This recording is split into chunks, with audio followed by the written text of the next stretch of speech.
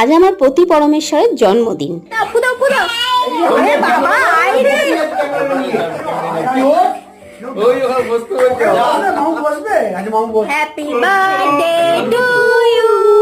দেখে বুঝতেই পারছো সন্ধ্যাবেলায় এখন চলছে কেক কাটিং পর্ব।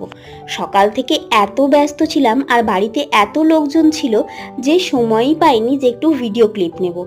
আর এই সন্ধ্যেবেলায় কেক কাটিং এর সময় একটু ভিডিও নিয়েছি, তারপরে আগে পিছে কিছুই নিতে পারিনি। আর সকাল থেকে বিভিন্ন রকম রান্না করে আমার অবস্থা পুরো বিধ্বস্ত হয়ে গেছিল। প্রথমটা ভেবেছিলাম রেস্টুরেন্টেই চলে যাব, তারপর ভাবলাম রেস্টুরেন্টে তো যে কোনো সময় যাওয়া যায়, এই দিনগুলো সবাই মিলে বাড়িতে আনন্দ করলেই বেশ। রাতের খাবার দাবারের ভিডিও ক্লিপ তো নিতে ভুলেই গেছি, চলো দুপুরেরটাই বরং দেখাই।